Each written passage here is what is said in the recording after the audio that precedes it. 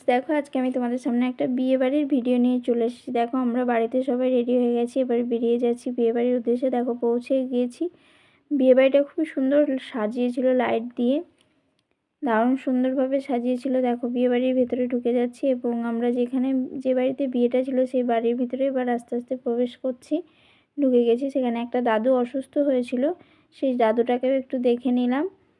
এবার দেখার পরে এবার আমরা একটু যাচ্ছি যেখানে কোণে বসবে সেই জায়গাটা পুরো ফাঁকা, তখন কেউ ছিল না। কোণে বসার জায়গাটাও খুব সুন্দরভাবে সাজিয়েছিল। ওখানে বসে একটু সবাই ছবি তুলে নিলাম। তারপরে চলে গেলাম স্টলে পকোড়া খেতে। দেখো পকোড়া খাচ্ছি। তারপরে ছেলে নাচতে খুব ভালোবাসে, ওই জন্য একটু নাচ করছিল। নাচ করতে করতে তারপরে চলে গেলাম আমরা ফুচকা খেতে। বিয়েবাড়ি মানেই তো খাওয়া দাওয়া। তারপরে বরযাত্রীর গাড়ি চলে এসেছিলো, তার জন্য বাজি ফাটানো হচ্ছিল।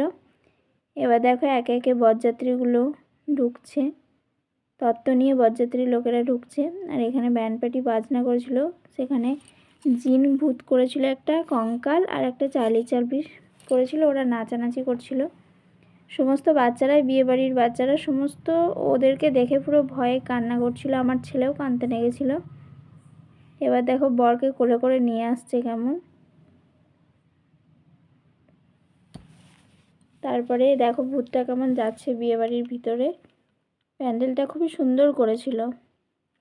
তারপরে আমরা চলে গিয়েছিলাম খাওয়ার প্যান্ডেলটাও খুব সুন্দর করেছিল। মেনু কার্ডও দিয়ে দিয়েছে, পাতা টাতা সব কিছু দিয়ে দিয়েছে। তারপরে দিয়ে দিয়েছে স্যালাড, সস, ভেজ কাটলেট। তারপরে পাতে পড়ে গেল ভাজা কুলচা। কুলচার সঙ্গে ছিল তোমার চানা মটর ছিল। চানা মটরের পরে দিয়ে দিল ফ্রায়েড রাইস, চিলি চিকেন, তারপরে ভাত, ডাল, পটল চিংড়ি আর চিকেন। তারপরে দিয়ে দিল চাটনি, পাঁপড়, মিষ্টি। বাস, এখানে আজকে ভিডিওটা শেষ করছি।